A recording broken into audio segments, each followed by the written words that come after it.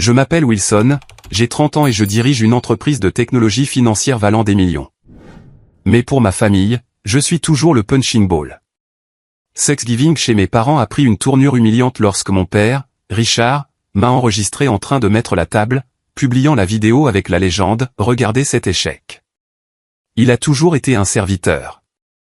Mes frères et sœurs ont ri pendant que j'étais là, brisé par une autre trahison. Je suis parti en colère. Mais ce qui m'a fait basculer, c'est le texto de ma sœur Heather le lendemain matin, demandant à retirer $3000 de mon compte. C'est à ce moment-là que 28 ans de rage réprimée ont finalement explosé. Avant que je ne vous raconte comment ce drame familial s'est déroulé, laissez un commentaire pour me dire d'où vous regardez et abonnez-vous si vous avez déjà dû couper les ponts avec des personnes toxiques de votre vie. Cette histoire pourrait bien vous donner le courage de fixer vos propres limites. Ayant grandi dans notre quartier de banlieue de la classe moyenne supérieure du Connecticut, notre famille semblait parfaite de l'extérieur. La grande maison coloniale de 4 chambres avec des pelouses manucurées, les photos de cartes de Noël annuelles avec des pulls assortis, le poste respecté de mon père Richard en tant que propriétaire d'une entreprise de construction régionale. Tout cela crée l'illusion du rêve américain. Mais derrière les portes closes, notre famille fonctionnait selon une hiérarchie stricte, avec mon père comme autorité incontestée et moi perpétuellement au bas de l'échelle. Richard Martin n'était pas physiquement violent, ce qui est peut-être la raison pour laquelle sa manipulation émotionnelle est restée incontestée pendant des décennies. Il maniait la critique comme le scalpel d'un chirurgien, précise, calculée, et laissant des blessures qui ne guérissaient jamais correctement.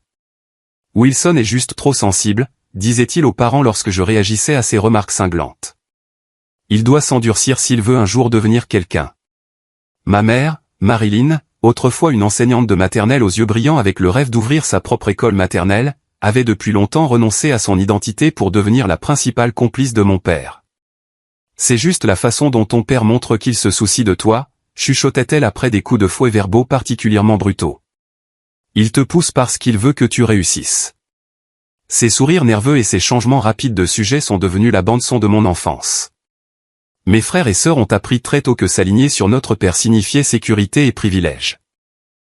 Brandon, de 2 ans mon aîné, a adopté l'attitude dédaigneuse de mon père à mon égard, amplifiant ses blagues sur mes intérêts pour l'informatique plutôt que pour la construction ou le football. La déception de la famille, m'appelait-il, toujours en veillant à le faire lorsque notre père était à portée de voix pour gagner son rire approbateur. Heather, de 3 ans ma cadette, a maîtrisé l'art de jouer sur les 2 tableaux. En face de moi, elle exprimait parfois de la sympathie, mais dès que notre père entrait dans la pièce, elle se transformait en sa parfaite alliée. Wilson est encore en train de faire son cinéma, annonçait-elle, élevant instantanément son statut tout en diminuant le mien. Ce qu'aucun d'eux ne semblait remarquer, ou peut-être ce qui les dérangeait le plus, c'est que malgré le dénigrement constant, j'excellais sur le plan scolaire. Société d'honneur nationale, major de promotion, bourse complète pour une université de l'Ivy League en informatique. Chaque réussite a été accueillie par la même réponse de mon père. Voyons voir si tu peux réellement faire quelque chose avec ça. Après l'université, alors que Brandon suivait mon père dans la construction pour finalement avoir des difficultés avec la gestion de projet, et que Heather passait d'un emploi de marketing à l'autre, qu'elle quittait lorsqu'il devenait trop stressant, j'ai fondé Trust Fund, une application de technologie financière qui simplifiait l'investissement pour les jeunes professionnels. 5 ans de nuits blanches et de bénéfices réinvestis avaient permis à l'entreprise d'atteindre une valorisation de 22 millions de dollars. Les journaux d'affaires m'appelaient un innovateur et une étoile montante. Mon père m'appelait « chanceux ». La question que tout le monde dans ma vie finissait par poser, pourquoi rentres-tu encore à la maison pour les fêtes? Ma petite amie Nathalie, avec sa formation en psychologie et ses yeux bruns chaleureux qui semblaient voir à travers mes défenses, posait cette question avec le plus d'insistance. Nous nous étions rencontrés lors d'une conférence technologique il y a 2 ans, et son soutien indéfectible m'avait montré à quoi ressemblaient réellement des relations saines. Ils sont toujours ma famille, répondais-je, bien que la justification semble de plus en plus creuse. La vérité était plus compliquée. Une partie de moi désirait encore leur approbation. Une autre partie craignait la confrontation finale qui viendrait avec l'établissement de véritables limites. Et peut-être que la vérité la plus douloureuse était que je m'accrochais encore à l'espoir qu'il changerait. Qu'un jour mon père me regarderait avec une fierté sincère. Noël dernier avait été le tournant. Après que mon père ait passé tout le dîner à détailler comment Brandon avait vraiment pris les choses en main dans l'entreprise de construction, malgré que l'entreprise perde de l'argent pour la 3e année consécutive, il s'est tourné vers moi avec un sourire narquois. Dommage que la petite application de Wilson ne crée aucun emploi réel pour de vrais Américains. Cette nuit-là, je me suis promis que ce serait la dernière année à endurer un tel traitement.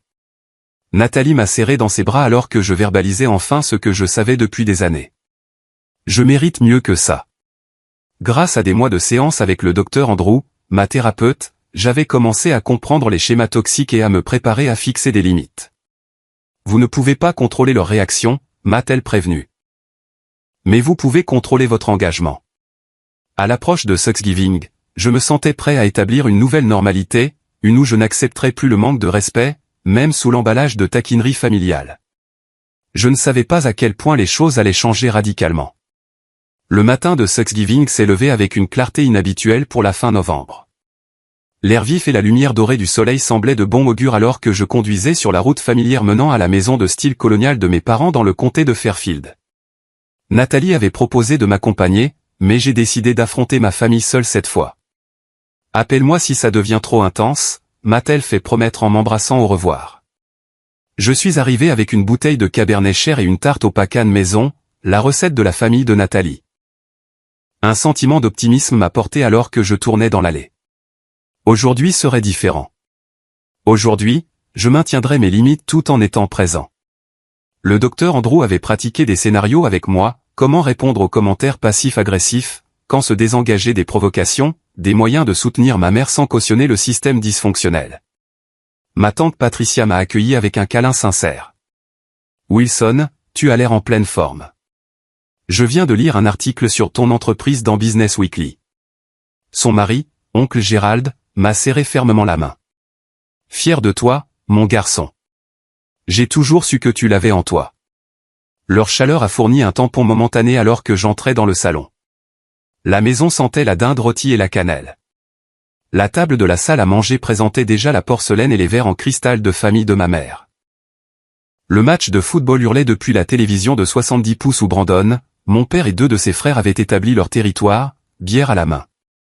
Wilson est là, a appelé ma mère nerveusement depuis l'embrasure de la cuisine, s'essuyant les mains sur son tablier. Mon père a à peine levé les yeux, offrant un signe de tête sec avant de retourner son attention sur le match. Besoin d'aide, maman, ai-je demandé en déposant mes contributions sur le comptoir. Ses yeux se sont illuminés de soulagement. Pourrais-tu mettre la table? Heather devait le faire, mais elle est à l'étage pour un appel professionnel. J'ai remarqué la tension dans son expression. Le dîner pour 14 invités la submergeait clairement. Pas de problème, ai-je dit, sincèrement heureux d'aider. Pendant les 20 minutes suivantes, j'ai disposé les couverts selon ses instructions méticuleuses. Il y avait quelque chose de méditatif à aligner parfaitement chaque fourchette et couteau, à plier les serviettes en éventail et à placer les marque-places exactement là où les relations seraient les moins tendues. Un art que ma mère avait perfectionné au fil des décennies de réunions de famille. Je n'ai pas remarqué mon père entrer dans la salle à manger, son téléphone levé, jusqu'à ce que j'entende son chuchotement de scène exagérée. Regardez ça. 30 ans et c'est encore tout ce qu'il sait faire. En levant les yeux, je me suis figé en réalisant qu'il me filmait. Quelque chose dans l'humiliation calculée de son expression rendait cela différent de ses commentaires habituels. Papa, allez, dis-je doucement, essayant de rester civil. J'aide juste maman. C'est Wilson, a-t-il narré à la caméra de son téléphone, sa voix prenant le ton moqueur que je connaissais trop bien. Éducation à Harvard et il est toujours plus utile pour mettre la table. Certaines choses ne changent jamais. Le téléphone a suivi mes mouvements alors que je continuais à disposer l'argenterie, mes mains maintenant légèrement tremblantes. Brandon est apparu dans l'embrasure de la porte, attiré par la performance de notre père. Tu t'entraînes pour ta vraie vocation, frérot, a ricané Brandon, jouant pour l'unique public de notre père. Je n'ai rien dit, me concentrant sur la fin de la tâche, refusant de donner la réaction qu'il voulait. Ma mère est apparue brièvement dans l'embrasure de la porte, a vu la scène et a disparu dans la cuisine sans intervenir. Qu'en pensez-vous? Devrions-nous montrer à tout le monde ce que le grand PDG de la tech fait vraiment lors des réunions de famille? La voix de mon père avait ce tranchant dangereux qui précédait toujours son pire comportement. Avant que je puisse répondre, il s'est détourné, ses pouces se déplaçant rapidement sur l'écran de son téléphone. La prise de conscience de ce qu'il faisait m'a frappé juste au moment où Heather est entrée dans la pièce, son propre téléphone à la main, un sourire narquois se formant. « Oh mon Dieu, papa vient de poster cette vidéo de toi sur Facebook », a-t-elle annoncé avec une joie non dissimulée, avec la légende « Regardez cet échec. Il a toujours été un serviteur. » C'est hilarant. La salle à manger a semblé basculer légèrement. 13 couverts parfaitement disposés sur du lin blanc impeccable, des verres en cristal captant le soleil de l'après-midi et ma famille tournant comme des vautours au-dessus de la carcasse de ma dignité. « Laisse-moi voir ça », dis-je, ma voix anormalement calme. Heather a tourné son écran vers moi, montrant la publication de mon père qui accumulait déjà des réactions de rire et des commentaires comme « Certaines choses ne changent jamais » et « Toujours l'intrus ». La légende a brûlé ma rétine. Regardez cet échec. Il a toujours été un serviteur. 28 ans de moments similaires se sont abattus sur moi comme une vague. La foire scientifique de l'école primaire où mon père avait bruyamment commenté que ma maquette du système solaire était manifestement faite à la dernière minute, malgré les semaines que j'y avais passées. La remise des diplômes du lycée où il avait dit aux parents que j'étais probablement entré à Harvard grâce à une initiative de diversité. Le lancement de mon entreprise, qu'il avait rejeté comme « jouer avec des ordinateurs ». Supprime-la, dis-je, ma voix stable mais inconnue même à moi-même. « Oh, détends-toi », a répondu mon père en entrant de nouveau dans la pièce. Tout le monde sait que c'est juste une blague. N'est-ce pas, Marilyn, a-t-il appelé vers la cuisine. Ma mère est apparue, l'anxiété gravée sur ses traits. Richard, peut-être que tu devrais. Tu vois? Même ta mère pense que tu surréagis. Il l'a coupé, bien qu'elle n'ait rien suggéré de tel. Brandon m'a tapé sur l'épaule avec une fausse camaraderie. Tu ne supportes pas une petite taquinerie familiale, Harvard? Le téléphone de Heather a sonné à plusieurs reprises avec des notifications. Le poste fait le buzz, a-t-elle annoncé avec un plaisir apparent. Même tante Jennifer de Floride a commenté. C'est à ce moment-là que j'ai remarqué oncle Gérald dans l'embrasure de la porte, son expression assombrie par une désapprobation non dirigée vers moi, mais vers mon père. Tante Patricia se tenait derrière lui, chuchotant quelque chose qui l'a fait hocher la tête gravement. J'ai soigneusement posé la dernière serviette que je tenais sur la table, je l'ai redressée avec précision et j'ai regardé directement mon père. Ou quoi, a-t-il défié, une bière à la main. Les commentateurs de la télévision fournissaient une toile de fond incongrue et joyeuse à la confrontation. Richard a de nouveau essayé ma mère. Le dîner est presque prêt. Ne. Le garçon a besoin d'apprendre à encaisser une blague, Marilyn. C'est pour ça qu'il ne peut pas gérer le vrai monde des affaires. L'ironie de cette déclaration venant d'un homme dont l'entreprise de construction était en faillite alors que ma petite application venait de sécuriser un autre tour de financement de capital risque le mois dernier aurait pu être amusante dans un autre contexte. J'ai dit, supprime-la, ai-je répété, ma voix baissant dangereusement. Et j'ai dit, non, a répondu mon père en se rapprochant. Qu'est-ce que tu vas faire, M? Le génie de la tech?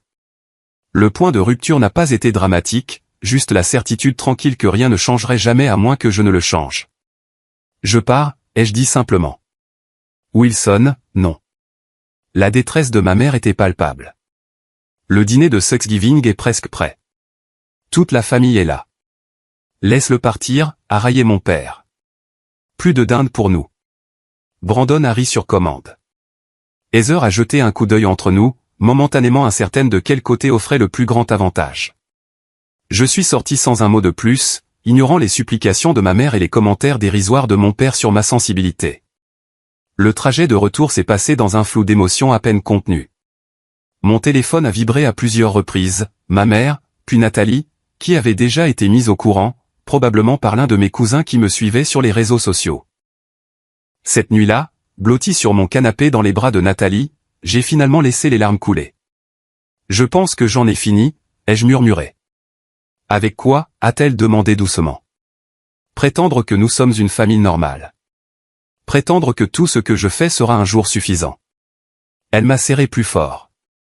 Tu n'as pas besoin de leur approbation pour être digne, Wilson. Tu ne l'as jamais eu. Alors que je sombrais dans un sommeil épuisé, je n'avais aucune idée que le point de rupture était encore à venir. Que le dîner de Thanksgiving n'était que l'apéritif de ce qui allait arriver le lendemain matin. Le lendemain de Thanksgiving, je me suis réveillé avec Nathalie m'apportant du café au lit avant de partir pour son service à la clinique de psychologie. Prends-le tranquillement aujourd'hui, a-t-elle conseillé en m'embrassant sur le front. Soins personnels uniquement. Suivant sa suggestion, j'ai ignoré les textos accumulés de membres de la famille et j'ai passé la matinée dans mon bureau à domicile à examiner les projections trimestrielles de Trust Fund. Le travail avait toujours été mon sanctuaire, l'endroit où l'effort correspondait directement aux résultats, où ma valeur n'était pas prédéterminée par la dynamique familiale, mais construite par la compétence et l'innovation. Juste avant midi, mon téléphone a sonné avec un texto qui a brisé mon calme soigneusement construit, de Heather. Pourquoi je ne peux pas retirer $3000 de ton compte? Le système n'arrête pas de refuser. J'ai fixé le message, pensant d'abord qu'il avait été envoyé à la mauvaise personne. Puis est venu un autre « Allô? J'ai besoin de cet argent aujourd'hui. Le virement de ton compte courant ne fonctionne pas, mes doigts ont volé sur l'écran. De quoi parles-tu? Tu n'as accès à aucun de mes comptes. 3 points sont apparus pendant qu'elle tapait sa réponse. Papa l'a mise en place il y a des lustres. Je l'ai déjà utilisé quand tu voyageais. Ne sois pas difficile. Une prise de conscience froide m'a envahi. L'année dernière, lors du lancement de la nouvelle plateforme d'investissement de Trust Fund, j'avais ouvert plusieurs comptes chez First National pour tester l'interface. Mon père avait insisté pour venir me donner des conseils.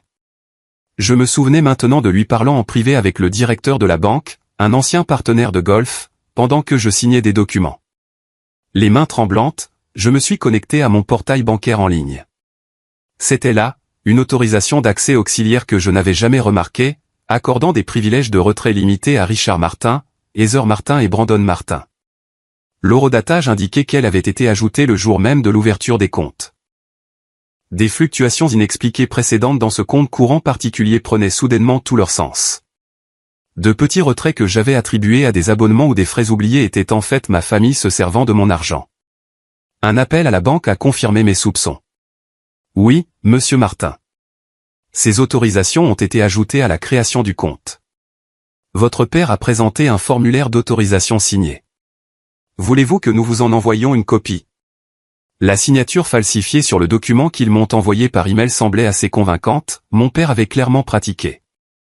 Ma gorge s'est nouée devant l'ampleur de cette violation alors que je gelais immédiatement tous les comptes et que je lançais le processus de création de nouveaux comptes avec une sécurité renforcée. Mon téléphone a sonné, Heather à nouveau. Je l'ai laissé aller à la messagerie vocale, pour qu'il sonne immédiatement avec le numéro de Brandon. C'est quoi ce bordel, Wilson, a-t-il exigé quand j'ai finalement répondu. Heather a besoin de cet argent pour le paiement de sa voiture.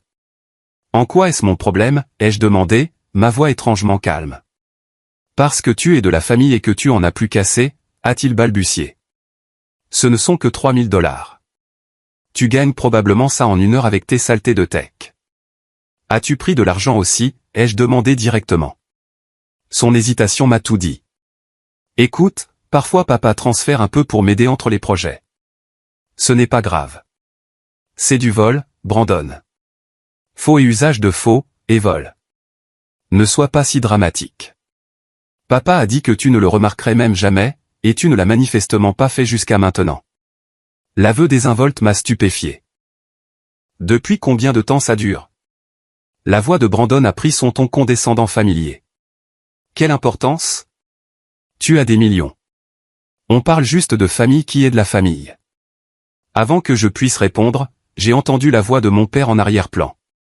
C'est lui? Laisse-moi lui parler. Mon père n'a pas pris la peine de saluer. Wilson, arrange ce que tu as fait au compte. Heather a besoin de cet argent aujourd'hui. Vous avez falsifié ma signature et vous me volez, ai-je déclaré platement. N'utilise pas des mots comme voler ou pour parler de famille qui est de la famille, a-t-il répliqué, reprenant la phrase de Brandon. C'est donc ça, ai-je réalisé, leur justification habituelle. Et ce n'était pas un faux. Tu étais là, à la banque. J'appelle la police, ai-je dit. Les mots me surprenant moi-même. Ne sois pas ridicule, a raillé mon père, bien que j'ai décelé la première note d'incertitude dans sa voix. Tu mettrais toute la famille dans l'embarras pour un malentendu. C'est exactement pour ça que tu as toujours été le problème, enfant. Aucun sens de la loyauté. La loyauté? Le mot a déclenché quelque chose de primal en moi.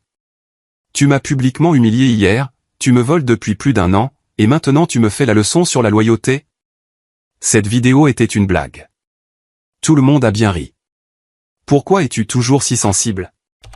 C'est à ce moment-là que j'ai explosé. Non pas avec la rage hurlante que mon père aurait pu attendre, mais avec une fureur froide et claire qui s'était accumulée pendant des décennies. Je ferme ces comptes aujourd'hui. J'en crée de nouveaux auxquels vous n'aurez jamais accès. Si l'un de vous contacte à nouveau ma banque, je porterai plainte pour tentative de fraude. Ça s'arrête maintenant. Espèce d'ingrat. A commencé mon père. Mais je l'ai coupé. J'ai gagné tout ce que j'ai malgré toi, pas grâce à toi. Le seul échec dans cette famille, c'est ton incapacité à voir la valeur de quiconque, à moins qu'il ne te renvoie ta propre gloire. J'ai raccroché avant qu'il ne puisse répondre. Mon cœur battait si violemment que je pouvais sentir mon pouls au bout de mes doigts. En quelques instants, mon téléphone a explosé de textos et d'appels, mon père, Brandon, Heather, même ma mère, tous exigeant des explications ou tentant de minimiser ce qui s'était passé. Au milieu de ce chaos numérique, j'ai appelé les deux personnes qui, je le savais, m'apporteraient de la clarté. D'abord, Marcus, mon meilleur ami depuis l'université et la seule personne, à part Nathalie, qui comprenait vraiment ma dynamique familiale. Ils ont fait quoi? S'est exclamé Marcus quand j'ai expliqué. Wilson, c'est carrément criminel. Tu dois le signaler. Je sais, ai-je dit. Mais ils sont toujours ma famille. La famille ne te vole pas pour ensuite te faire croire que c'est de ta faute, a-t-il répliqué. Qu'a dit Nathalie? Je ne lui ai pas encore dit. Elle est avec des patients jusqu'à 18 heures. Appelle ton avocat, a conseillé Marcus. Au minimum, fais tout documenter pendant que les preuves sont fraîches. Mon appel suivant a été pour Trevor, mon associé et directeur financier de Trust Fund. Nous devons revoir tous les comptes de l'entreprise immédiatement, lui ai-je dit, et mettre en œuvre les protocoles de sécurité renforcés dont nous avons discuté le trimestre dernier. Trevor, toujours efficace, n'a posé aucune question personnelle. Je commence tout de suite. Devrions-nous nous inquiéter d'un accès non autorisé plus large? Je ne pense pas, mais vérifions tout. Et Trevor, gardons ça entre nous pour l'instant. En fin d'après-midi, j'avais parlé avec le service de lutte contre la fraude de ma banque, consulté Monsieur Peterson du service juridique et mis en œuvre une refonte complète de la sécurité de mes finances personnelles et professionnelles. Les tâches méthodiques ont fourni une distraction temporaire de la dévastation émotionnelle sous-jacente. Quand Nathalie est arrivée ce soir-là, elle m'a trouvé assis dans le noir, à ne rien regarder. Ta famille, a-t-elle simplement dit après que j'ai tout expliqué. Ce n'était pas une question, mais un diagnostic. Ma famille, ai-je convenu. Qu'est-ce que tu vas faire? J'ai pris sa main, puisant de la force dans sa chaleur. Je ne sais pas encore, mais quelque chose doit changer de façon permanente. Ce que nous ne réalisions ni l'un ni l'autre, c'est à quel point ce changement serait radical, ou à quel point la confrontation exposerait complètement des décennies de secrets de famille que je n'avais jamais soupçonnés. Le week-end suivant Thanksgiving s'est déroulé comme un thriller psychologique. Le samedi matin, j'avais sécurisé mes comptes financiers, changé tous les mots de passe et mis en place l'authentification à 2 facteurs sur tout, de mon email à mon compte Netflix. Le sentiment de violation m'avait tenu éveillé la majeure partie de la nuit, mon esprit cataloguant chaque interaction avec ma famille à travers ce nouveau prisme de la trahison. Mon téléphone était devenu un champ de bataille. La discussion de groupe familial a explosé avec des messages allant de l'indignation vertueuse, mon père, à la manipulation larmoyante, ma mère, en passant par des menaces pures et simples, Brandon. Heather oscillait entre des demandes en colère et des tentatives de me culpabiliser, son désespoir financier devenant de plus en plus évident. Tu as toujours été égoïste, a écrit mon père. Cela ne fait que prouver ce que nous avons toujours su de toi. S'il te plaît, Wilson. Ta sœur a vraiment besoin de cet argent, a plaidé ma mère. Ne peux-tu pas trouver dans ton cœur de l'aide pour la famille? L'approche de Brandon était plus directe. Tu regretteras de t'être fait des ennemis de nous. La famille sait où tous les cadavres sont enterrés. J'ai mis la conversation en sourdine sans répondre, ce qui n'a fait qu'intensifier leur tentative par message direct, email et finalement appel à mon numéro professionnel. Trevor a rapporté que mon père avait même appelé notre ligne de relation avec les investisseurs, bien qu'il ait refusé de me dire ce qui avait été dit. Le dimanche, le conflit s'était répandu sur les réseaux sociaux. Heather a publié une attaque à peine voilée sur les « tech bros privilégiés qui oublient d'où ils viennent », que plusieurs membres de la famille élargie ont aimé. Mon père a partagé un article sur le narcissisme dans la génération numérique avec des commentaires pointus sur les « enfants ingrats ». Ce à quoi il ne s'attendait pas, c'est le soutien silencieux qui a commencé à affluer de quartiers inattendus. Oncle Gérald, le frère cadet de mon père, m'a appelé directement. J'ai vu ce que Richard a fait à Thanksgiving, Wilson. Cette vidéo était complètement inappropriée, a-t-il dit, la voix grave. Et entre nous, je soupçonne depuis des années que ton père n'est pas tout à fait honnête sur les questions financières. Tante Patricia a suivi avec un texto de soutien. Tu as toujours été le plus fort, Wilson. Ne les laisse pas déformer la situation. Encore plus surprenant a été l'email de ma cousine Jennifer. Ils m'ont fait la même chose il y a 3 ans quand j'ai reçu mon héritage de grand-mère. Reste fort. Le développement le plus choquant est survenu tard le dimanche après-midi, lorsque le portier a appelé pour annoncer que Brandon était dans le hall et demandait à monter. Nathalie, qui était restée avec moi tout le week-end, a semblé alarmée. « Veux-tu que je lui demande de partir ?» a-t-elle offert. Après un moment de réflexion, j'ai secoué la tête. Non, écoutons ce qu'il a à dire. Brandon est arrivé à ma porte sans son assurance habituelle. Son visage était hagard, son apparence habituellement impeccable débraillée. Sans attendre d'invitation, il m'a dépassé pour entrer dans l'appartement. « Tu dois arranger ça », a-t-il exigé, faisant les 100 pas dans le salon comme un animal en cage. « Papa est en train de perdre la tête. Il menace de te déshériter.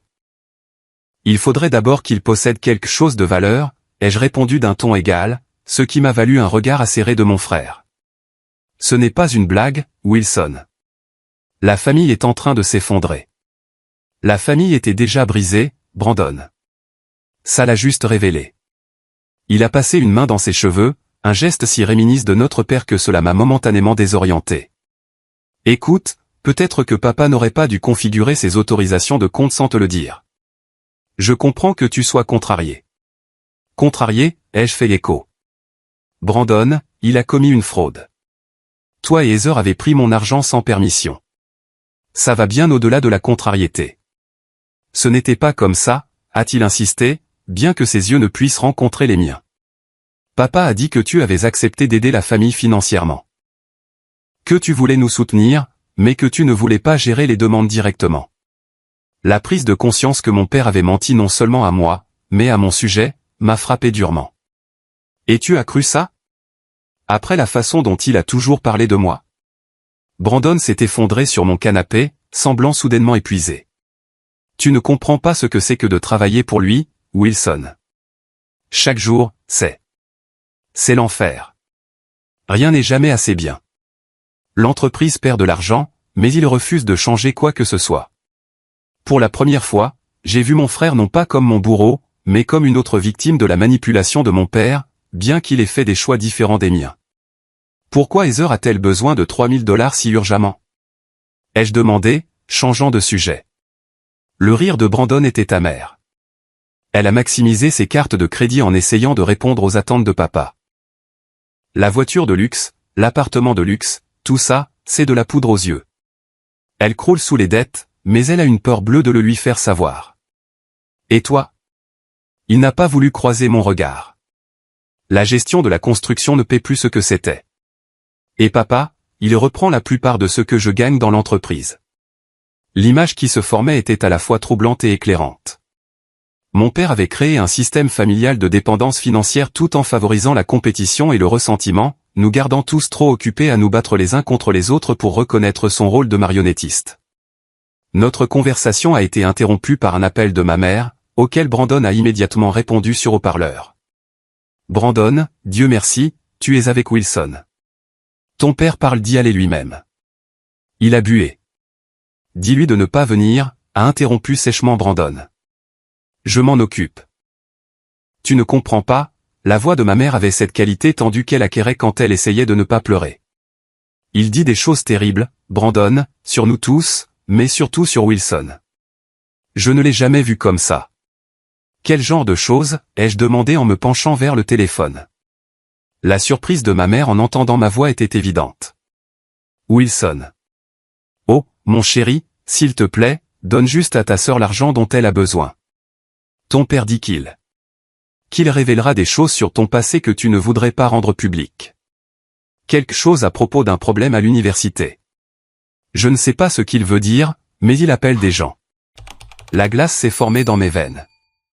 Mon père menaçait de fabriquer des histoires qui pourraient nuire à ma réputation et, par extension, à mon entreprise. La cruauté désinvolte de la chose, la volonté de potentiellement détruire ce que j'avais construit simplement pour maintenir le contrôle, m'a laissé sans voix. Brandon a mis fin à l'appel en assurant qu'il arrangerait les choses, puis s'est tourné vers moi avec une expression que je ne pouvais pas tout à fait lire. De quoi parle-t-il, Wilson? Qu'est-ce qui s'est passé à l'université? Rien ne s'est passé, ai-je dit fermement. Mais la vérité n'a jamais été une exigence pour les récits de papa, n'est-ce pas? Le reste de la soirée s'est passé en discussions intenses.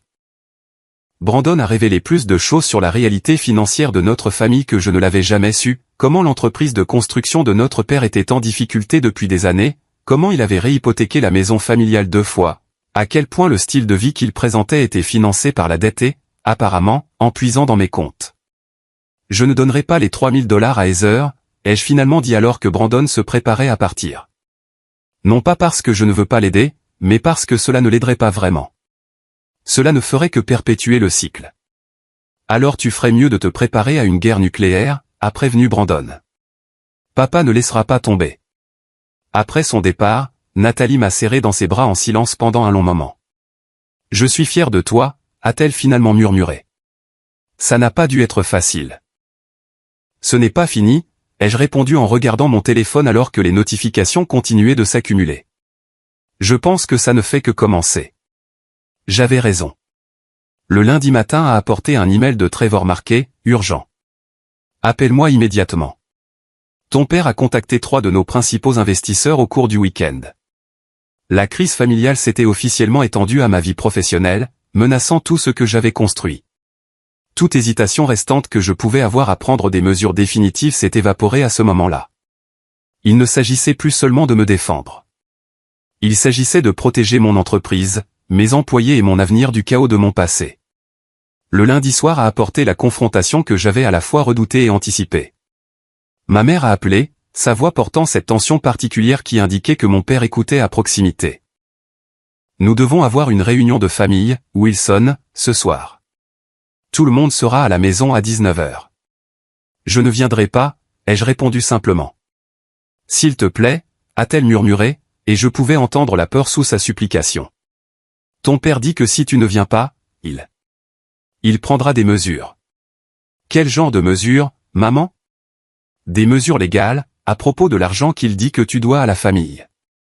L'absurdité aurait pu être risible si elle n'était pas si douloureuse. Je ne dois rien à la famille. C'est lui qui a commis une fraude. Wilson, s'il te plaît. Sa voix a baissé encore plus. J'ai peur de ce qui se passera si tu ne viens pas, ces mots, la première reconnaissance qu'elle ait jamais faite de sa peur de mon père, ont brisé ma résolution. Très bien, mais j'amène Nathalie. Ton père dit que c'est une affaire de famille seulement. Alors je ne viendrai pas. Une conversation étouffée de son côté. Puis, d'accord, 19h. Nathalie a insisté pour conduire, évaluant correctement que mon état émotionnel faisait de moi un conducteur dangereux. Souviens-toi de ce que le docteur Andrew a dit, m'a-t-elle rappelé alors que nous approchions de la maison de mon enfance. Tu peux partir à tout moment. Tu ne leur dois pas une audience. La scène qui nous a accueillis était clairement orchestrée pour une pression maximale. Non seulement ma famille immédiate, mais aussi tante Patricia et oncle Gérald, 2 cousins, et même l'associé de mon père, Harold, étaient disposés dans le salon comme des jurés à un procès. Les yeux rougis et les mouvements nerveux de ma mère m'ont dit qu'elle avait pleuré récemment. Wilson a reconnu froidement mon père depuis sa position dans son fauteuil en cuir, le trône de la famille. Et son ami. Fiancé, ai-je corrigé automatiquement, bien que Nathalie et moi ne soyons pas officiellement fiancés. Le mot semblait juste à ce moment-là, provoquant un petit sourire de sa part et un froncement de sourcils de mon père. Asseyez-vous, a-t-il commandé. Quand nous sommes restés debout, son visage s'est assombri. C'est toujours ma maison, et vous respecterez ça. Pourquoi suis-je ici, papa, ai-je demandé en utilisant délibérément le terme familier pour rappeler à toutes les personnes présentes les prétendus liens familiaux invoqués. Tu sais pourquoi, a-t-il lâché. Ton comportement est inacceptable. Tu as mis la famille dans l'embarras, affligé ta mère et laissé ta sœur dans une crise financière. J'ai ri, un son court et incrédule. Mon comportement est inacceptable? Vous avez publié une vidéo humiliante de moi en ligne, falsifié ma signature, volé sur mes comptes, puis m'avez menacé quand j'ai arrêté le vol. Personne n'a rien volé, a-t-il insisté. Les finances familiales ont toujours été communes dans cette maison. Pas mes finances, ai-je répliqué. Pas l'argent que j'ai gagné en construisant une entreprise que vous avez constamment dénigrée. Heather s'est avancé alors, son expression un masque de contrition étudié. Wilson, je ne savais pas que papa ne t'avait pas parlé de l'accès au compte. Je pensais que tu savais et que tu étais d'accord. Le mensonge transparent flottait dans l'air entre nous. Avant que je puisse répondre, Brandon a parlé de manière inattendue. Ce n'est pas vrai, Heather, a-t-il dit doucement. Papa nous a dit à tous les deux que Wilson ne remarquerait pas les retraits. Il a dit que Wilson avait tellement d'argent qu'il ne vérifierait même jamais ses comptes. Le visage de mon père a rougi de colère. Brandon. J'en ai marre des mensonges. Mon frère a continué, sans croiser le regard de notre père. Wilson a raison. Ce que nous avons fait était mal. Le silence est tombé dans la pièce. Cette fissure inattendue dans le front uni a semblé déstabiliser mon père de son scénario soigneusement planifié. Il s'est rapidement ressaisi. Très bien. Peut-être y a-t-il eu un malentendu sur les comptes. Cela n'excuse pas le refus de Wilson d'aider la famille dans le besoin.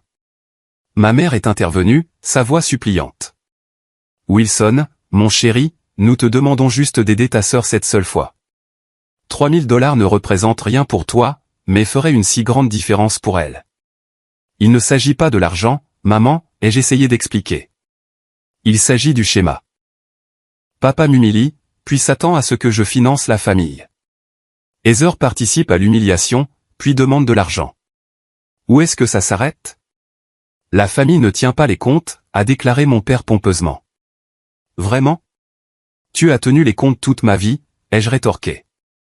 Chaque échec perçu, chaque décision qui n'était pas conforme à ta vision, chaque réussite dont tu ne pouvais pas t'attribuer le mérite, tout a été comptabilisé et retenu contre moi. Tante Patricia, qui était restée silencieuse jusqu'à présent, s'est soudainement levée. Il a raison, Richard. Tu as toujours traité Wilson différemment. Nous l'avons tous vu pendant des années. Le visage de mon père s'est tordu de fureur. Reste en dehors de ça, Patricia. Ça ne te concerne pas, ça nous concerne tous quand tu rassembles la famille pour tendre une embuscade à ton fils, a-t-elle répondu d'un ton égal. Surtout quand tu as trompé tout le monde sur ta situation financière. La température de la pièce a semblé chuter de 10 degrés. L'associé de mon père, Harold, s'est agité inconfortablement sur son siège. De quoi parle-t-elle, Richard, a demandé ma mère, la voix faible. Mon père l'a ignoré, concentrant sa rage sur moi. C'est ton œuvre, n'est-ce pas? Monter ma propre famille contre moi avec tes mensonges. Je n'ai rien dit, ai-je répondu honnêtement. Mais peut-être qu'il est temps que quelqu'un le fasse. Oncle Gérald s'est levé pour rejoindre sa femme. L'entreprise de construction est presque en faillite, Marilyn. Richard a emprunté sur la maison pour la maintenir à flot. C'est pourquoi il est si désespéré d'avoir accès à l'argent de Wilson. Le visage de ma mère a perdu toute couleur. Richard, est-ce vrai? Tu as dit que les affaires avaient juste un revers temporaire. 3 hypothèques, ce n'est pas temporaire, a poursuivi Gérald d'un air sombre. Et d'après ce que je comprends, il y a aussi des problèmes fiscaux. Mon père s'est levé d'un bond. Ça suffit. Sortez tous de ma maison, tout de suite. Ce n'est pas seulement ta maison, a dit ma mère, sa voix plus forte que je ne l'avais entendue depuis des années. Et je pense que j'ai le droit de savoir si nous sommes sur le point de la perdre. La façade s'effritait rapidement maintenant. Harold, l'air profondément mal à l'aise, s'est levé pour partir. Je pense que c'est une affaire de famille privée. Richard, nous discuterons de la situation au bureau demain. Il n'y a rien à discuter, a insisté mon père, bien que le ton désespéré de sa voix le trahisse. Tout est sous contrôle. Alors qu'Harold partait, les membres de la famille restants se sont regardés avec une nouvelle prise de conscience. Le récit soigneusement construit du succès et de l'harmonie de la famille Martin gisait en ruine autour de nous. Heather a rompu le silence, sa voix faible. Papa, tu avais promis que les $3000 seraient mon dernier prêt. Tu as dit que l'entreprise se redressait. Elle le fera, a-t-il insisté, une fois que Wilson cessera d'être égoïste et investira dans l'entreprise familiale comme il aurait dû le faire il y a des années. Et voilà, le véritable but de cette réunion de famille. Pas la réconciliation, mais une tentative de dernière minute pour accéder à mes ressources. La prise de conscience a cristallisé quelque chose en moi. Je ne vous donnerai pas d'argent, ai-je dit, m'adressant à toute la salle. Pas $3000, pas $30 000, pas 3 millions. Ni maintenant, ni jamais. Après tout ce que nous avons fait pour toi, a explosé mon père. Nous t'avons élevé, éduqué. J'ai obtenu une bourse complète pour le lycée et l'université, ai-je interrompu. J'ai construit mon entreprise sans un sou de votre part. La seule chose que vous m'ayez jamais donnée, c'est la critique et la violence psychologique. La violence, a-t-il raillé. Maintenant, tu parles comme un de ces milléniaux fragiles qui ont besoin d'espace sûr. Richard, a prévenu ma mère, son expression se durcissant. J'ai pris la main de Nathalie, puisant de la force dans sa présence. J'en ai fini. Fini de la manipulation. Fini du gaslighting. Fini de prétendre que nous sommes une famille normale avec des désaccords normaux. Qu'est-ce que ça veut dire, exactement, a exigé mon père. Ça veut dire que je coupe complètement les ponts. Je ne reviendrai pas pour Noël, les anniversaires ou toute autre réunion de famille. Je ne prendrai pas d'appel ni ne répondrai aux messages. Et je ne fournirai certainement pas de soutien financier. Le silence qui a suivi était assourdissant. Ma mère a commencé à pleurer doucement. Brandon fixait le sol. Heather avait l'air sous le choc. Le visage de mon père s'est transformé en quelque chose de laid et d'inconnu. Espèce d'ingrat. A-t-il commencé en s'avançant vers moi. Oncle Gérald s'est interposé. Ça suffit, Richard. Écarte-toi de mon chemin, a grondé mon père. Je le veux hors de cette maison. Je pars déjà, ai-je dit calmement. Maman, si tu as un jour besoin d'aide pour t'éloigner de lui, appelle-moi. L'offre ne s'étendra pas à un soutien financier pour lui ou son entreprise, mais elle sera toujours là pour toi. N'ose pas essayer de monter ma femme contre moi, a grogné mon père. Je vais te détruire, Wilson. Je vais dire à tout le monde ce que tu es vraiment. Et que suis-je, papa, ai-je demandé doucement. Un imposteur, un lâche, un échec qui se cache derrière du code informatique parce que tu n'as jamais pu t'en sortir dans le monde réel. Les mots auraient dû me blesser, mais d'une manière ou d'une autre, ils ne l'ont pas fait. Il sonnait mesquin et petit, venant d'un homme dont la vie s'effondrait autour de lui. Au revoir, papa, ai-je simplement dit en me tournant pour partir avec Nathalie. Si tu sors par cette porte, ne pense jamais à revenir, a-t-il crié après nous. Je me suis arrêté sur le seuil, regardant en arrière le tableau de ma famille brisée. C'est le plan. Alors que nous nous éloignions, Nathalie me jetait des regards inquiets. Tu vas bien? À ma grande surprise, j'ai réalisé que oui. Je pense que je vais mieux que je ne l'ai été depuis des années. Le lendemain, j'ai rencontré Monsieur Peterson pour assurer une protection juridique contre toute action potentielle que mon père pourrait entreprendre. J'ai contacté le docteur Andrew pour planifier des séances supplémentaires afin de traiter le changement sismique dans ma vie, et j'ai appelé Trevor pour lui expliquer la situation et élaborer une stratégie pour rassurer les investisseurs que mon père aurait pu contacter. J'aurais dû faire ça il y a des années, ai-je dit à Nathalie ce soir-là alors que nous étions assis sur mon balcon à regarder les lumières de la ville. Tu n'étais pas prêt avant, a-t-elle dit sagement. La guérison se fait à son propre rythme. Aussi douloureuse qu'ait été la rupture, je me sentais plus léger que je ne l'avais été depuis des décennies.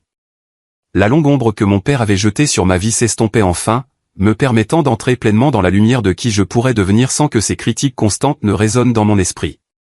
Le chemin à parcourir ne serait pas facile. Des décennies de conditionnement ne disparaissent pas du jour au lendemain. Mais pour la première fois, je faisais face à l'avenir, libéré du poids de la recherche d'une approbation que je ne recevrais jamais. 3 semaines après la réunion de famille explosive, j'étais plongé dans la planification de fin d'année avec Trevor lorsque mon assistante m'a interrompu avec un message inattendu. Harold Lancaster est ici pour vous voir. Sans rendez-vous. L'associé de mon père était la dernière personne que je m'attendais à voir dans mon bureau du centre-ville. Faites-le entrer, ai-je dit, la curiosité l'emportant sur la prudence. Harold est entré, l'air considérablement moins soigné que d'habitude. Le dirigeant de la construction confiant avait été remplacé par un homme qui semblait ne pas avoir dormi correctement depuis des jours. Wilson, a-t-il commencé maladroitement. Merci de me recevoir. Que puis-je faire pour vous, Harold?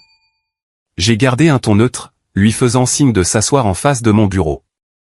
Il a décliné le siège, préférant faire les 100 pas près de la fenêtre surplombant la ville.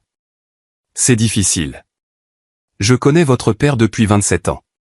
Nous avons démarré l'entreprise ensemble, bien qu'il ait racheté ma participation il y a 15 ans. Je me souviens, ai-je dit, bien que le rachat soit une nouvelle pour moi. Je suis resté directeur des opérations par loyauté, mais les choses se sont considérablement détériorées ces dernières années. Il s'est tourné pour me faire face directement. Votre père a pris des décisions discutables. Cela semble être sa spécialité, ai-je répondu sèchement. Je ne parle pas de questions personnelles, a précisé Harold. Je parle de pratiques commerciales qui pourraient potentiellement franchir les limites de la légalité. Mon attention a été immédiatement engagée. Quel genre de pratique? Harold a hésité, le conflit évident dans son expression. Substitution de matériaux sur des contrats gouvernementaux, travailleurs non déclarés, comptabilité irrégulière qui suggère une possible créativité fiscale. Vous dites que mon père commet une fraude? Je dis que je suis mal à l'aise avec certains aspects de la gestion de l'entreprise, a répondu Harold prudemment.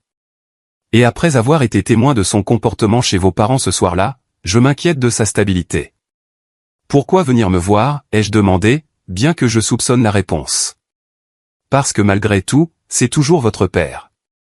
Et parce que si ces problèmes sont révélés par des canaux officiels, les conséquences pourraient être graves. J'ai étudié Harold, évaluant ses motivations. Vous me demandez de l'aider à couvrir ça? Non, a-t-il dit fermement. Je vous donne l'opportunité de régler ça en famille avant que ça ne devienne potentiellement une affaire criminelle. L'ironie était presque douloureuse. Après une vie à être traitée d'échec par mon père, on me demandait maintenant de le sauver de ses propres échecs. J'apprécie que vous soyez venu me voir, ai-je finalement dit. Mais je pense que vous devriez avoir cette conversation avec mon père, pas avec moi. J'ai essayé, a admis Harold. Il refuse de reconnaître qu'il y a un problème. Il prétend que ce ne sont que des mesures temporaires jusqu'à ce que l'entreprise se redresse. J'ai soupiré. Le poids de l'obligation familiale se heurtant à ma récente résolution de couper les ponts. Je vais devoir y réfléchir. Après le départ d'Harold, j'ai appelé Marcus pour avoir son avis. Que ferais-tu si tu découvrais que ton père, avec qui tu es en froid, pourrait commettre une fraude commerciale? Théoriquement. Marcus a réfléchi. J'obtiendrai une documentation très claire pour me protéger de tout retour de bâton, puis je ferai un signalement anonyme aux autorités compétentes. Et si c'était ton père? Même réponse. Famille ne signifie pas cautionner un comportement criminel. Ce soir-là, Nathalie et moi avons discuté de la situation au dîner. Tu ne lui dois aucune protection, m'a-t-elle rappelé. Mais quoi que tu décides, assure-toi que c'est pour les bonnes raisons. Pas la vengeance, pas l'obligation, mais ce qui correspond à tes valeurs. Le lendemain matin a apporté une autre visite inattendue. Heather. La voix de mon assistante était surprise en annonçant l'arrivée de ma sœur. Contrairement à Harold, Heather avait meilleure mine qu'à la confrontation familiale. Ses vêtements de marque avaient disparu, remplacés par un simple jean et un pull. Son maquillage était minimal, et pour la première fois depuis des années, elle ressemblait à la sœur dont je me souvenais de l'enfance, avant que l'influence de notre père ne la façonne complètement. « Salut », a-t-elle dit avec hésitation, planant dans l'embrasure de la porte. « On peut parler ?» « Ça dépend de quoi », ai-je répondu en désignant le fauteuil visiteur. Elle s'est assise, les mains se tordant nerveusement sur ses genoux. Je voulais m'excuser pour tout, la vidéo, l'argent, tout. J'ai eu tort. L'aveu simple m'a surpris. Qu'est-ce qui a changé? Tout, a-t-elle dit avec un rire creux. Après ton départ ce soir-là, maman a commencé à poser des questions sur les finances familiales. Il s'avère que papa a réhypothéqué la maison 3 fois sans le lui dire. Ils sont endettés jusqu'au cou. La maison, les voitures, même sa police d'assurance vie a des prêts dessus. Et comment cela se rapporte-t-il à tes excuses? Ses yeux ont rencontré les miens directement. Parce que j'ai réalisé que je jouais le même jeu que papa, projeter le succès tout en croulant sous les dettes. Prendre ton argent était mal, mais faire semblant d'avoir ma vie en main alors que je m'effondrais l'était aussi. Pour la première fois depuis des années, j'ai vu ma sœur clairement, non pas comme une antagoniste, mais comme une autre victime de l'influence toxique de notre père. « Qu'est-ce que tu vas faire maintenant ?» ai-je demandé. J'ai quitté mon travail de marketing, celui que je détestais mais que je gardais parce qu'il impressionnait papa. Je déménage dans un appartement moins cher le mois prochain et je vois un thérapeute. Elle a fait un sourire autodépréciatif. Il s'avère que j'ai un comportement de recherche d'approbation découlant d'une manipulation émotionnelle paternelle. Ça te dit quelque chose ? Malgré tout, je me suis surpris à sourire. Vaguement. Je ne m'attends pas à ce que tu me pardonnes, a-t-elle poursuivi. Mais je voulais que tu saches que je le vois maintenant. Ce que papa nous a fait à tous, comment il nous a montés les uns contre les autres. Avant que je puisse répondre, mon téléphone a sonné avec un texto de Brandon. Tu savais pour le contrôle fiscal ? Papa panique. Les pièces se sont emboîtées. Les avertissements d'Harold, le besoin désespéré d'argent de mon père, l'instabilité croissante. Ce n'était pas seulement de mauvaises décisions commerciales, mais un risque juridique potentiel. Heather, que sais-tu des pratiques commerciales de papa ? Son expression s'est assombrie. Pas les détails, mais je l'ai entendu se disputer avec Harold la semaine dernière à propos de la documentation et de la certification des matériaux. Papa a dit qu'il a fait ce qu'il devait faire pour maintenir l'entreprise à flot. Je lui ai montré la carte de visite d'Harold. Il est venu te voir aussi ? Non, a-t-elle dit, l'air confus. Pourquoi aurait-il fait ça ? L'approche sélective a confirmé mes soupçons, Harold se souciait principalement de se protéger, et non d'un noble désir d'aider mon père. Au cours des jours suivants, la situation s'est accélérée. Ma mère a appelé, l'air épuisé. Ton père ne dort plus. Le fisc a demandé des documents supplémentaires pour les 3 dernières années d'imposition. Il ne veut pas me dire ce qui se passe, mais je l'ai trouvé en train de déchiqueter des papiers à 3 heures du matin. Brandon a envoyé un texto disant que notre père avait demandé à l'ajouter temporairement comme signataire sur tous ses comptes, une demande que Brandon avait sagement refusée après nos récentes expériences. Puis est venu l'appel que j'attendais à moitié. Mon père lui-même, sa voix manquant de sa suffisance habituelle. Wilson. Pas de salutation, pas de préambule. Je dois te parler en personne. À propos de quoi ? D'affaires. D'affaires privées. S'agit-il du contrôle fiscal ou des pratiques contractuelles douteuses ? Son inspiration brusque a confirmé les deux. À qui as-tu parlé ? Quelle importance ? La vérité semble se frayer un chemin de toute façon. J'ai besoin de ton aide, a-t-il admis, les mots lui causant manifestement une douleur physique. Juste une aide temporaire pour traverser cette situation. Quel genre d'aide ? Financière et peut-être stratégique. La demande flottait entre nous. L'homme qui avait passé des décennies à me rabaisser me demandait maintenant mon expertise et mon argent pour le sauver de ses propres actions. Non, ai-je dit simplement. Non. Juste comme ça ? Après tout ce que j'ai fait pour toi. C'est exactement pour ça, papa. Après tout ce que tu m'as fait, et apparemment à tes partenaires commerciaux, à tes clients et au gouvernement fédéral, je ne m'impliquerai pas, tu laisserais ton propre père faire face à des accusations criminelles potentielles ? Sa voix s'est élevée avec une indignation familière. Quel genre de fils es-tu ? Le genre qui a appris en te regardant que les actions ont des conséquences. Je dirai à tout le monde que c'était ton idée, a-t-il menacé désespérément. Que tu m'as conseillé sur la stratégie fiscale. Personne ne croirait ça, ai-je répondu calmement. Surtout que j'ai des enregistrements de nos conversations sur mon entreprise, où tu as à plusieurs reprises rejeté mes jeux d'ordinateur comme n'étant pas du vrai travail. Le silence qui a suivi m'a dit qu'il recalibrait, cherchant un autre angle d'attaque ou de manipulation. Ta mère souffrira si ça tourne mal, a-t-il finalement essayé. J'ai déjà parlé avec elle, ai-je répliqué. Elle sait qu'elle a un endroit où rester si nécessaire, et je l'ai mise en contact avec un conseiller financier distinct. Sa dernière supplique m'a surpris par sa franchise brute. Je ne sais pas comment arranger ça, Wilson. Un instant, j'ai entrevu l'homme effrayé derrière la façade intimidante. Quelqu'un qui avait passé des décennies à construire un château de cartes qui s'effondrait maintenant. Alors tu devrais engager un avocat spécialisé en droit fiscal, ai-je conseillé, sans méchanceté, et arrêter de détruire des preuves. Ça ne fait qu'empirer les choses. C'est donc ça.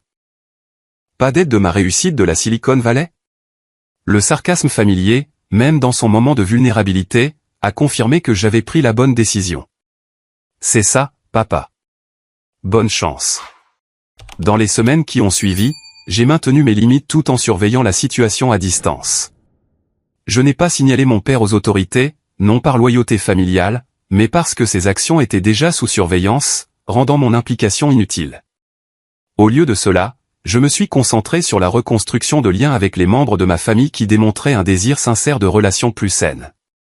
Ma mère a commencé des séances de thérapie hebdomadaires et a consulté un avocat spécialisé en divorce, bien qu'elle n'ait pas encore décidé si elle allait de l'avant. Brandon a maintenu un contact prudent, naviguant toujours dans sa loyauté compliquée envers notre père, mais faisant des efforts pour établir sa propre identité. Heather s'est engagée le plus pleinement dans le changement. Après avoir déménagé dans un appartement modeste et trouvé un emploi dans une organisation à but non lucratif qu'elle appréciait réellement, elle a rejoint un groupe de soutien pour les enfants adultes de narcissiques. Notre relation, bien qu'encore en guérison, avait trouvé une nouvelle base dans le respect mutuel plutôt que dans la compétition.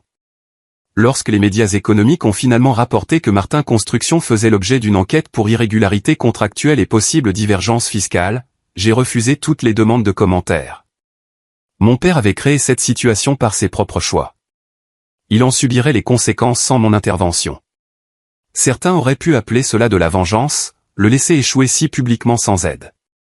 Je voyais les choses différemment. Pour la première fois, mon père expérimentait la vie sans le filet de sécurité de la manipulation et du contrôle, faisant face aux résultats naturels de ses actions plutôt que de rejeter la faute sur les autres. Le véritable tournant n'a pas été sa chute, mais ma libération du besoin de son approbation ou de sa punition. L'empire qu'il avait construit par l'intimidation et les raccourcis s'effritait. Mais je ne regardais pas avec satisfaction ou jubilation. Je vivais simplement ma propre vie, concentré sur la construction de quelque chose de sincère et de durable. « Est-ce qu'il te manque parfois ?» a demandé Nathalie un soir alors que nous planifions des vacances, notre premier Thanksgiving loin ensemble. Les fêtes de famille, je veux dire. Ce qu'elles auraient pu être me manque, ai-je admis. Mais pas ce qu'elles étaient réellement. Elle a souri, comprenant exactement ce que je voulais dire. Alors créons de nouvelles traditions qui vaudront la peine d'être manquées si nous devons un jour les sauter. Alors que l'année tirait à sa fin, les ennuis juridiques de mon père continuaient de s'accumuler. Mais ils ne définissaient plus mes journées ni ne perturbaient ma paix. J'avais découvert que la réponse la plus puissante à sa vie de contrôle n'était ni la confrontation ni la vengeance. C'était de créer une vie si pleine et authentique que son influence devenait sans importance. 1 an après l'incident de la vidéo de Thanksgiving, je me tenais dans la cuisine de notre nouveau chalet au bord du lac, regardant Nathalie arranger des fleurs sur la table de la salle à manger, pendant que Marcus et sa femme Rachel se disputaient de bonne humeur sur la bonne façon de découper une dinde. Par la fenêtre, je pouvais voir Trevor et son mari David jouer à la balle avec leur Golden Retriever au bord de l'eau. La scène rayonnait de chaleur, de rire et d'une connexion sincère.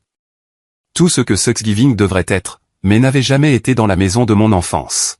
« 1 sou pour tes pensées », dit une voix à côté de moi. Ma mère, semblant des années plus jeune qu'à Thanksgiving dernier, me tendit un verre de vin. Je pensais juste à quel point les choses peuvent changer en 1 an, ai-je répondu en acceptant le verre avec un sourire. En effet, les transformations avaient été profondes. Ma mère avait finalement demandé le divorce après 34 ans de mariage. Une décision catalysée par la découverte des tromperies financières de mon père, mais finalement enracinée dans sa reconnaissance croissante de la violence psychologique qu'elle avait subie et cautionnée. Le condo de 3 chambres qu'elle possédait maintenant entièrement, grâce à mon insistance pour l'inclure dans le règlement du divorce, était devenu un sanctuaire paisible où elle redécouvrait des intérêts abandonnés des décennies auparavant. « As-tu eu de ces nouvelles récemment ?» ai-je demandé, sans avoir besoin de préciser de qui il s'agissait. Elle a secoué la tête. Pas depuis l'accord de plaidoyer. Heather lui a rendu visite la semaine dernière, cependant. Mon père avait finalement évité la prison en acceptant un accord de plaidoyer pour évasion fiscale et fraude contractuelle, 5 ans de probation, des pénalités financières importantes et la perte permanente des privilèges de passation de marché public. Martin Construction avait été dissoute, ses actifs vendus pour couvrir les dettes. À 63 ans, Richard Martin travaillait comme consultant pour un ancien concurrent, son empire et son influence réduits à un souvenir. Comment allait-il, ai-je demandé. Non par sollicitude, mais par légère curiosité. Amer, a simplement dit ma mère, blâmant toujours tout le monde sauf lui-même. Certaines choses ne changent jamais, une vérité que j'avais finalement acceptée à propos de mon père. L'homme qui avait dominé mon enfance avec la critique et la manipulation ne reconnaîtrait probablement jamais les dommages qu'il avait causés ni ne chercherait une véritable réconciliation. Cette acceptation avait été la dernière étape de mon parcours de guérison. Comprendre que je ne pouvais pas le changer, seulement ma réaction à son égard.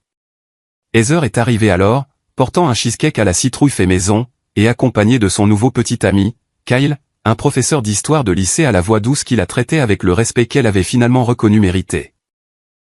Après 9 mois de thérapie et de conseils en matière de dette, ma sœur était devenue quelqu'un avec qui j'appréciais sincèrement passer du temps. Réfléchie, consciente d'elle-même et capable de l'authenticité émotionnelle que notre père avait toujours découragée. Brandon envoie ses regrets, m'a-t-elle dit en posant son dessert. Il essaie toujours de comprendre où il se situe par rapport à tout ça. Notre frère restait le membre de la famille le plus déchiré par des loyautés conflictuelles. Bien qu'il ait maintenu un contact limité avec moi et renoué avec notre mère, il travaillait toujours aux côtés de notre père dans le cabinet de conseil, piégé dans des schémas de recherche d'approbation qu'il ne recevrait jamais pleinement. Son parcours serait le sien, à son propre rythme. Alors que nous nous rassemblions autour de la table, famille de sang et de choix mêlés, j'ai ressenti une profonde gratitude pour le douloureux réveil qui avait mené à ce moment. Le docteur Andrew m'avait aidé à comprendre que parfois, la plus grande croissance vient de nos blessures les plus profondes. Une perspective qui avait transformé ma vision des événements de l'année précédente. Avant de manger, dis-je en levant mon verre, je veux remercier tout le monde d'être ici. Il y a un an, je n'aurais pas pu imaginer une fête remplie de tant d'amour et d'acceptation sincère. Chacun de vous a joué un rôle en m'aidant à comprendre ce que signifie une vraie famille. Nathalie m'a serré la main sous la table, sa bague de fiançailles captant la lumière. Notre mariage était prévu pour le printemps, un nouveau départ symbolisant tout ce que nous avions construit ensemble. À la famille choisie, a proposé Marcus en levant son verre. Et aux limites, a ajouté ma mère avec un sourire entendu qui en disait long sur son propre parcours de guérison. Après le dîner, alors que les conversations fusaient autour de moi, je suis sorti sur la terrasse surplombant le lac. L'air d'automne portait l'odeur du pin et de la fumée de bois, l'eau reflétant un miroir parfait d'étoiles au-dessus. Mon téléphone a vibré avec un message texte d'un numéro inconnu. Joyeux Thanksgiving, papa. Seulement 2 semaines plus tôt, un tel message aurait pu déclencher de l'anxiété ou de la colère. Maintenant, je l'ai simplement reconnu comme une information, sans y répondre ni le supprimer. Le pouvoir que ces 2 mots avaient autrefois sur moi s'était dissipé comme la brume matinale sur le lac. La guérison n'était pas venue par la confrontation ou la vengeance, bien que les deux aient joué leur rôle dans le parcours. Elle était venue en construisant quelque chose de nouveau, des relations basées sur le respect mutuel, un succès professionnel enraciné dans l'innovation plutôt que dans la recherche d'approbation, et surtout, une boussole interne qui ne vacillait plus avec les opinions de mon père. J'avais appris que se défendre n'est pas un seul moment dramatique, mais une pratique quotidienne de petits choix. Que l'héritage familial n'est pas seulement ce dont nous héritons, mais ce que nous choisissons de transmettre. Que le pardon ne nécessite pas la réconciliation. Parfois, il signifie simplement abandonner l'attente que le passé aurait pu être différent. La fondation que j'avais créée pour soutenir les jeunes entrepreneurs issus de milieux familiaux difficiles était devenue ma façon de transformer la douleur en un but. Chaque trimestre, nous financions 10 startups prometteuses tout en fournissant un mentorat et des ressources psychologiques pour aider ces jeunes innovateurs à naviguer le succès sans le bagage qui avait failli me faire dérailler.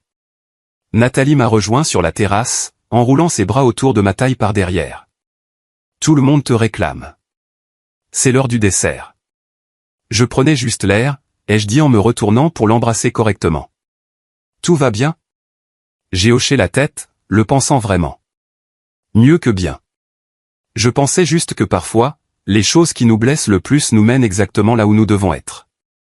Philosophe Wilson, a-t-elle taquiné doucement. Garde un peu de sagesse pour tes mentorés. À l'intérieur, la chaleur et les rires nous ont rappelé. C'étaient les personnes qui m'avaient soutenu dans l'obscurité. Qui m'avaient rappelé ma valeur quand je l'avais oubliée. Qui m'aimaient non pas pour ce que je pouvais fournir, mais simplement pour qui j'étais. En rejoignant le rassemblement, j'ai réalisé la leçon la plus profonde de l'année écoulée. La vraie force ne se trouve pas dans la domination des autres ou dans la construction de façades de succès.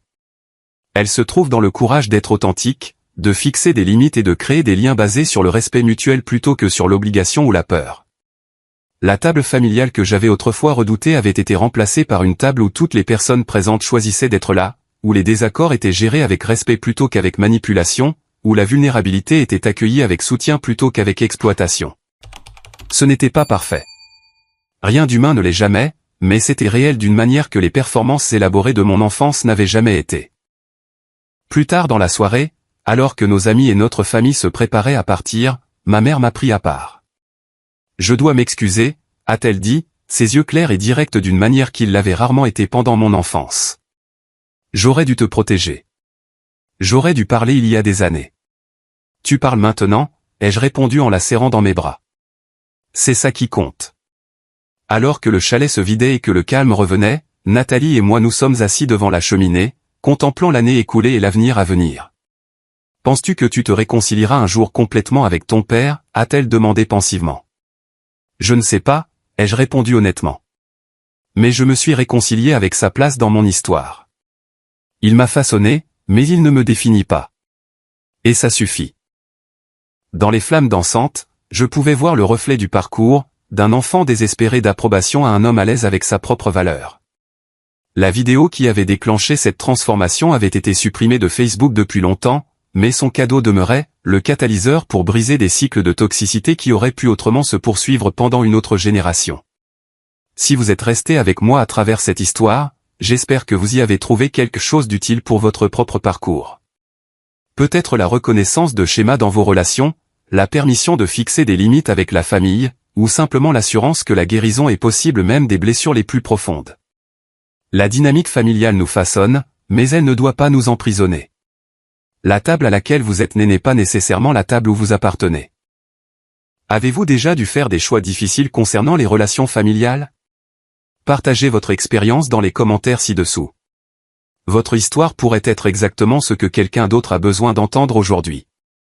Et si cela a résonné en vous, veuillez appuyer sur le bouton d'abonnement et aimer cette vidéo afin que d'autres personnes cherchant des conseils similaires puissent la trouver aussi. Rappelez-vous, parfois la chose la plus courageuse que nous puissions faire est de créer une nouvelle définition de la famille, une construite sur le respect, l'authenticité et l'amour inconditionnel. Merci de faire partie de cette communauté et je vous souhaite du courage sur votre propre chemin de guérison.